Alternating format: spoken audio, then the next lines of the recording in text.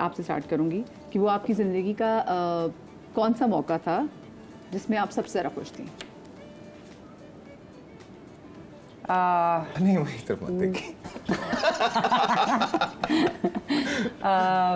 मेरे बच्चों की पैदाइश पे बच्चों की मेरे लिए पैदाइश। सबसे हैप्पीएस्ट मोमेंट था। आपके लिए ज़िंदगी का कौन सा मौका था? मैं फर्स्ट टाइम जब उम्रा पर गया था, ऑनेस्टली मेरी वो फीलिंग्स ही कुछ ऐसी थी कि मैं अभी भी मेरे ना गूज़बम्प हो गए कि मैंने जब खाना काबा को अपने सामने देखा था तो मैं बता नहीं सकता कि मेरी ये फीलिंग्स थी कि शुक्र अल्हम्दुलिल्लाह कि अल्लाह ने मुझे ये तौफीक दी और मैं यहाँ पर खड़ा हूँ। ऑनेस्टली आपने इरादा किया था, अचानक प्लान बना था? नहीं, मेरे एक फ्रेंड है, वो उन्होंने मुझे इस बात के लिए कन्विंस किया कि तुम उम्रे पर जाओ, तुम ये जो डिस्टर्ब रहते हो या कुछ ऐसा है।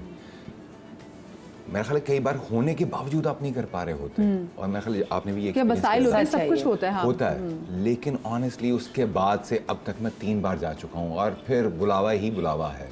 और जो मुझे सेटिस्फेक्शन होती है वहाँ जाकर और जो मुझे सुकून मिलता है, इससे हैप्पीएस्ट मोमेंट मेरी लाइफ में शायद कोई नहीं होगा। That's beautiful. ज़िंदगी का वो कौन सा मौका था या लम्हा था जब आपको सबसे ज़्यादा रोना आया था? जब मेरे वालिद साहब का इंतकाल हुआ था, क्योंकि वो बहुत जल्दी चले गए थे। मैं बहुत छोटी थी और I am the only daughter, मेरा कोई बहन भाई नहीं है।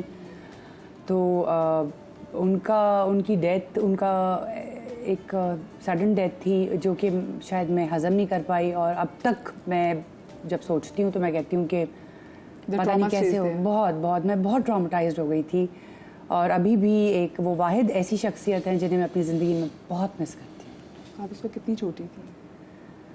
उस वक्त मैं आई थिंक 21-22 की होंगी। और एक सिंगल मतलब एक वाहिद बच्चे के लिए जो अगर आप हो, कितना मुश्किल होता है, क्योंकि आपके साथ कोई और सिबलिंग भी नहीं ना, वो शौक, वो ट्रॉमा शेयर करने के लिए। और मदीहा, मेरे वालिद साहब ने मुझे इतना मतलब उन्होंने इतना पैम्पर किया हुआ था, बिकॉज एक बेटी थी। मेरे अब्बू के इंतकाल के बाद असल लाइफ मुझे समझ में आई कि ओ माय गॉड, ये लाइफ है। मुझे ऐसा लगता था जैसे स्कूल के जब हमारे एग्ज़ाम्स होते थे तो मैं कहती थी यार ये कितने मुश्किल एग्ज़ाम्स है। आई विश कि मुझे पता होता कि आगे ज़िंदगी में इतने मुश्किल एग्ज़ाम्स आने, तो वो कुछ भी नहीं थे। क्योंकि वो माँ बाप वो आसमान है ना कि आपकी कोई भी मौसम की कोई भी सख्ती हो तो वो कवर कर लेते हैं। बिल्कुल वो ढाल बन जाते हैं, वो जैसे जाते हैं तो आपको पता चल जाता लाइफ है। मेरी ऐसी 360 चेंज हुई कि मैं सोच भी नहीं सकती। मैं तो इतने रश में, इतने लोगों में आना मेरे लिए एक अजीब सी बात थी कि मैं तो बैठती नहीं थी, इतनी शाय थी, डर था, क्योंकि कभी माहौल ऐसा था ही नहीं। और आज आप देखें तो आज सारे काम हम खुद ही कर रहे होते हैं। अब खुद एक बंदा बन गया, खुद एक इंसान, हाँ, exactly, exactly। अच्छा, आपके लिए वो कौन सा मौका था जब आपको बहुत रोना आया था? हालात अच्छा, अभी ये कैसा रोना है वैसे जिसमें हंसी आ रही है? यही तो रोना क्या हुआ है। मेरा था? ख्याल है कि नहीं, ऐसा कुछ भी नहीं, मैं तो ऐसा मजाक कर रहा हूँ। ज़िंदगी में बहुत सारी, जैसे मेरी मदर की डेथ हुई, फादर की डेथ हुई, कुछ लोग ऐसे होते हैं और कई बार जब आप, ऐसा होता है कि आप रो भी नहीं पाते हो, और वो होती है आपकी रूह की डेथ। वो किसी को दिखती नहीं है, लेकिन वो जब वो मरती है ना तो तब आप रोते नहीं हैं, नज़र किसी को भी नहीं आता लेकिन रोते हैं आप। तो ऐसे बहुत सारे इंसिडेंट हैं लाइफ में, छोटे बड़े, जो जिन पर आपको रोना आता है, लेकिन फिर आप सायमा जी की तरह ब्रेव हो जाते हैं और फिर आप खुद अपने बाप बन जाते हैं। सच है ये। आप तो क्लोज ऐसे थे अपने अम्मा अब्बा से? किन से क्लोज थे? मैं अपनी मदर के साथ बहुत ज़्यादा क्लोज था। मेरे फादर के साथ मैं बहुत क्लोज था। मेरे फादर, एक्चुअली मेरी मदर और फादर की ज़रा सेपरेशन थी, तो काफ़ी सालों के बाद रीयूनियन हुई। तो जब मेरे फादर से मुलाकात हुई तो वो हॉस्पिटलाइज थे। तो मुझे आज भी याद है कि मैं उनके पास हॉस्पिटल में गया और मैं उनकी टेक केयर कर रहा था, तो मुझे मेरा हाथ पकड़ के कहा कि छोटे मेरे बहन भाई हैं स्टेप, तो कि इनका ख्याल रखना। मैं ख़ुद उस वक्त 18 साल का था, तो मैंने अपनी मदर को आके बताया कि इस तरह से, तो उन्होंने कहा कि अब तुम बड़े हो गए हो। तो यही, तो कुछ ऐसे बहुत सारे इंसिडेंट्स होते हैं लाइफ में। ये ऐसी बातें मदिया जी, आपकी अदालत में हम सच बोले जा रहे हैं यार, इतना कुछ बता रहे हैं। माँ बाप से बड़ी, खैर मैं तो कहती दौलत कोई नहीं है, रिस्क भी उनसे बड़ा कोई नहीं है। और बाप के जाने के बाद, माँ के जाने के बाद ऐसे नहीं कि आप हाँ जिंदगी सामने आ जाती है, लेकिन वाकई बाप के जाने के बाद आप बड़े और कहीं कि आप करते हैं बूढ़े भी हो गए। बूढ़े भी हो। मेरा ख्याल है कि माँ के साथ ना आप सारी बातें कर लेते हैं। बाप से औलाद जो है ना वो छुपा लेती है, माँ भी छुपा लेती है, लेकिन माँ के साथ जो आपका कनेक्शन होता है ना, चाहे वो बेटा हो या बेटी हो, वो कुछ डिफरेंट लेवल है। और जब वो जाती है ना, तो फिर तो उस पर तो फिर अल्लाह ने मूसा को कह दिया था कि आप मूसा संभल के। ध्यान से आना, अब संभल कर आना, अब माँ नहीं है। ओह माय गॉड, हाँ बिल्कुल सही। ज़िंदगी में कब आपको महसूस हुआ कि मैं इतनी कमज़ोर नहीं हूँ और मुश्किल हालात का मुकाबला कर सकती हूँ? मेरी जब शादी के बाद, बिकॉज़ एक सिंगल पेरेंट हूँ मैं, और जिस तरह मैंने हालात खुद लड़े, चीज़ें देखी, तो मुझे अंदाज़ा नहीं था कि मैं कुछ ऐसी चीज़ों का अभी सामना कर जाऊंगी जो शायद मैंने ज़िंदगी में कभी सोची भी नहीं थी। लेकिन अल्लाह ताला चलाने वाला है, Allah is the best of the planner. बेशक, बेशक। और अल्लाह ताला ने राहें आसान की, सफ़र आसान किया, जो कि मुझे मुश्किल बहुत लगता था कि शायद मैं नहीं कर पाऊँगी। इनफैक्ट अभी भी ऐसा लगता है कि पता नहीं आगे और क्या क्या देखने को मिलेगा, या अभी और कितने इम्तिहान आगे हैं। तो लेकिन मुझे ऐसा लगता है कि मैं सारी चीज़ें फ़ेस करना जानती हूँ, और मैं अकेली जो हूँ, मैं सब कुछ कर सकती हूँ जब तक मेरे रब का मेरा साथ है। तो ये जो इतनी जो आपको स्ट्रेंथ है वो आपके बेटे देते हैं या अम्मी से ज़्यादा आपको मिलती नहीं, मैं आपको एक बात बताऊँ, मुझे मेरे अल्लाह से कनेक्शन बड़ा स्ट्रॉन्ग है। लगता नहीं है, लेकिन बहुत स्ट्रॉन्ग कनेक्शन नहीं है। है, लगता नहीं है, क्या मतलब है? वही मैं गवाही देता हूँ। नहीं आती कि हम लोग क्यों किसी बंदे के अल्लाह के कनेक्शन को जज करेंगे उसकी अपीयरेंस पे। हमारा यूजुअली मसला ही है ना, हर दूसरा इंसान एक दूसरे को जज कर रहा होता है, जो कि नहीं करना चाहिए। आपको एक मजे की बात बताता हूँ, सॉरी, इससे मैं शेयर करता हूँ। एक जगह हम शूट कर रहे थे, तो मैंने उनसे कहा कि जाए नमाज होगी, तो कह रहे आपको नमाज आती है? मैंने कहा क्या मतलब? मैं यही तो कह रही यानी हूँ। कि इस तरह से लोग जज करते हैं हमें कि शायद इनको नमाज भी नहीं आती, हाँ। इनको दीन का नहीं पता। ऐसा नहीं है।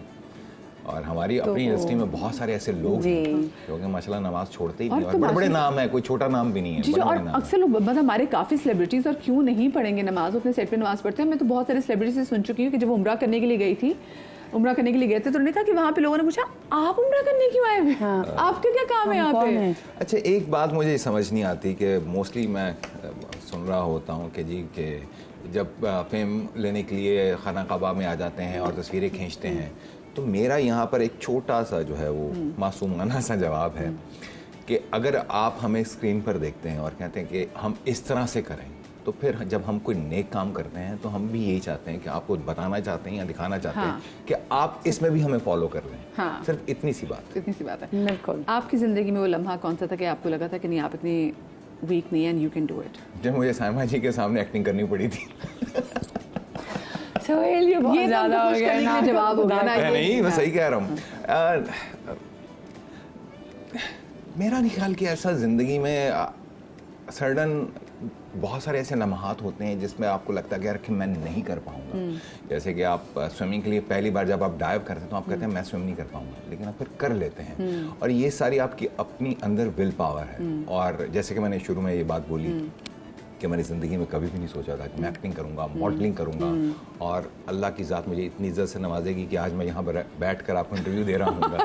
थैंक यू, मेरी इज्जत अफजाई। नहीं, ये सच है।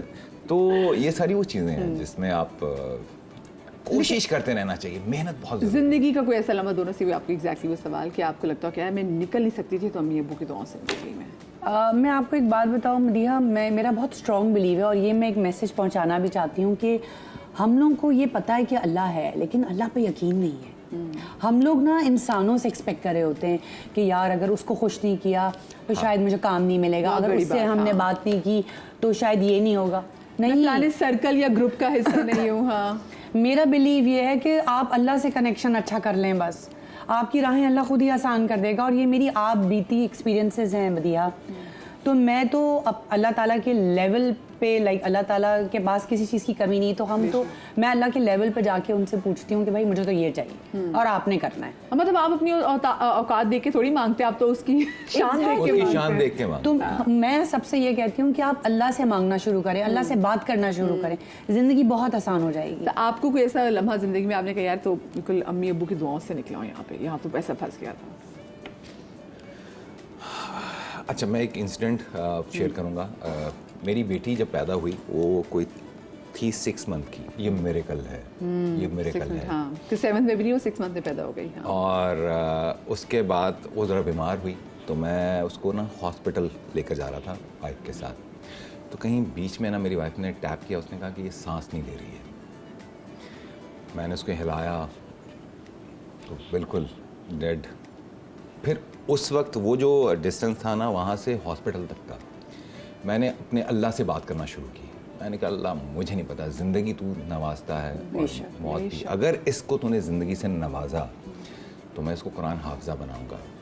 मादिया जी जैसे हम हॉस्पिटल के अंदर एंटर हुए तो बेगम ने कहा कि ये सांस ले रही है। मैंने देखा सांस ले रही थी। डू यू बिलीव हम डॉक्टर के पास नहीं गए। वहीं से मैंने बाइक को घुमाया और वो करी कि तुम पागल हो, ये मैंने कहा अल्लाह ने इसको ज़िंदगी दे दी, इसको कुछ नहीं होगा। और माशाल्लाह से वो बिल्कुल ठीक है और अब वो कुरान हाफजा है मेरी बेटी। माशाल्लाह। तो ये मेरेकल है। तो ये और कुछ, ये बिलीव भी है। ये बिलीव है मेरे। मैं जब भी ये बात करता हूँ ना कि मेरा राज़िक अल्लाह है, बेशक। बेशक। तो बस वो ये बिलीव के साथ है।